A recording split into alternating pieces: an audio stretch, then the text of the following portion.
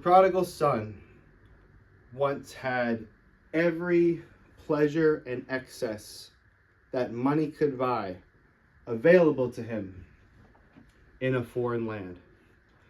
Not shortly thereafter, he finds himself living in a pig pen. As a desperate act to save himself, he decides to return to his father's house, ready to surrender his position and become a servant. Welcome to the final lecture in this course, The Mathematics Behind Sanctification. We have sought to understand the dynamic processes behind sanctification, transformation, and deformation.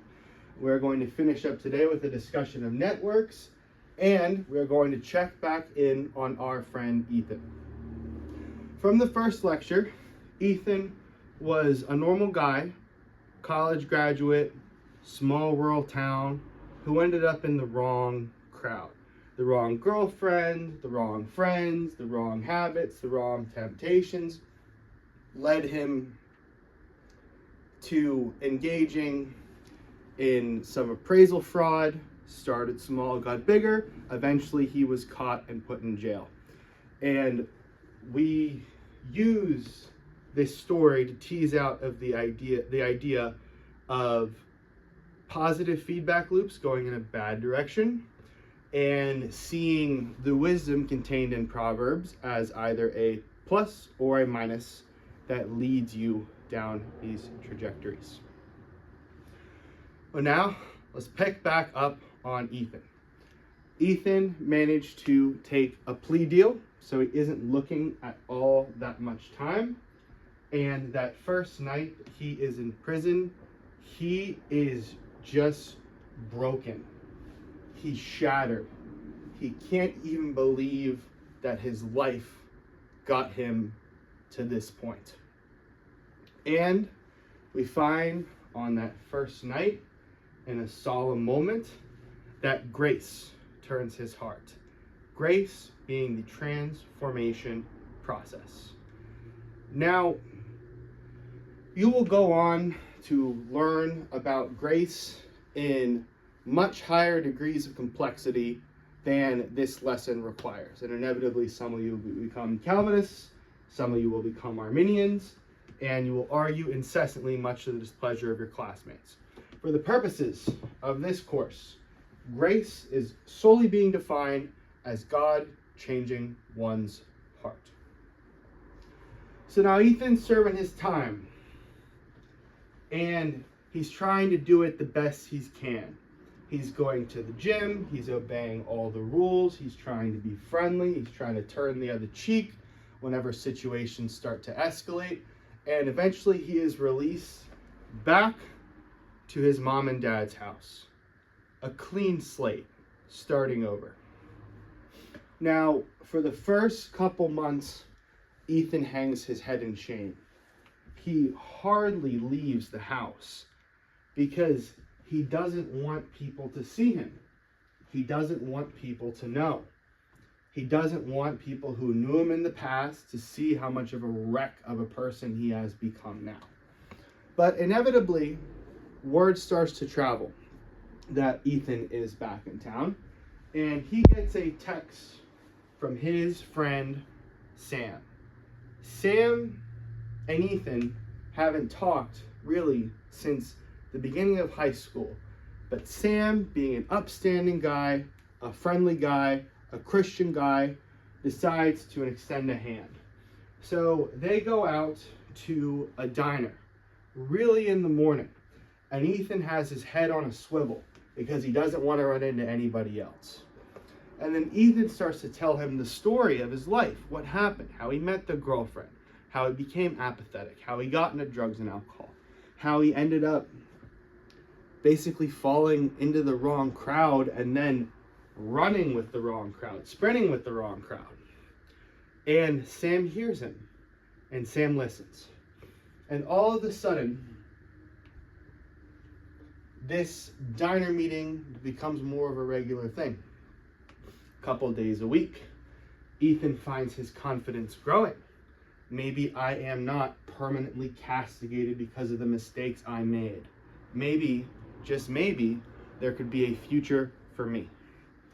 And then Sam invites him over to watch a basketball game with a group of his friends.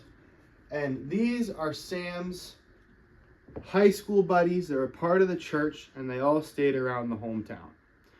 And Ethan shows up expecting the worst, expecting someone to have connected the dots that he's this criminal, only to find that these guys just want to hang out. And they begin to hang out. And Ethan begins to make connections with every single one of them. Now he sees that his social circle is growing. He ends up getting invited to church, which he goes. He ends up getting invited to do some community service work, and he goes. And ultimately, through a friend of a friend of a friend, he winds up landing a job in marketing, which was his original field that he became disheartened with, that is willing to accept him regardless of his past. Ethan finds himself in a completely new setting, a completely new moral place, a place where opportunity that he thought he'd never see again has a habit of showing up right at his front door. So today we're going to talk about networks. And networks, as you'll see, will be the crown which sits upon this model of sanctification that we've been describing. And just to make it really simple, if this is Ethan, Ethan is a node. This is Sam. Sam is a node. And there is an edge that's connecting them. Here are all Sam's friends. Sam is connected to all these guys. Sam is a bridge between Ethan's node and the guys. And these guys are a cluster because they're all connected to each other. Simple. Just like I said, that's all the network science you're going to need to know for the remainder of this course. But how can we situate this within the broader understanding of sanctification that we have outlined up until this point in the course? So our ingredients are firstly P plus and P minus. These are applying the proverbs as a positive value or a negative value. Then we have our feedback loops. This is where you as an agent act, and this changes your state, which changes where you act from before, and then you act again. We have our initial probability fields, and this is going to be the bounded set of constraints that keep your life within a certain range. And then we talked about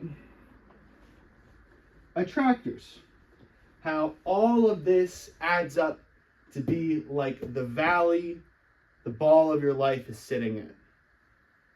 It keeps you within this bounded range.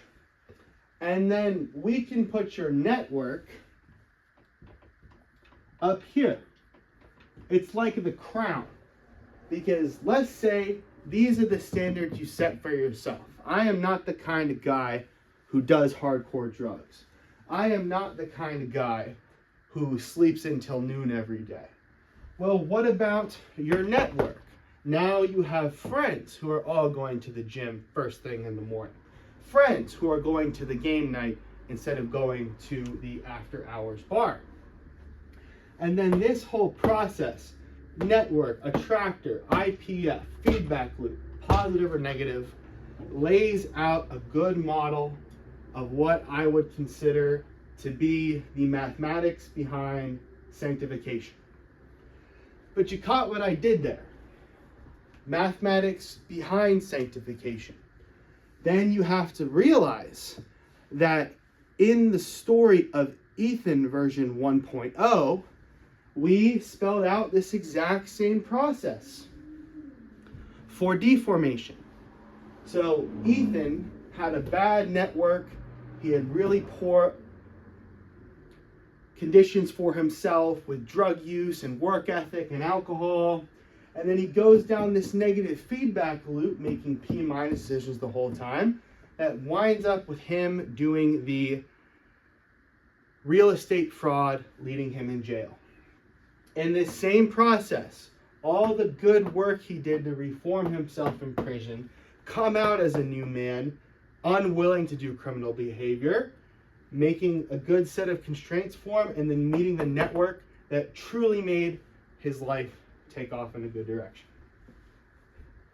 Sanctification and deformation happen on the same spectrum, and it's the same means going either direction. You walk the same road either way with a spark of grace in the middle.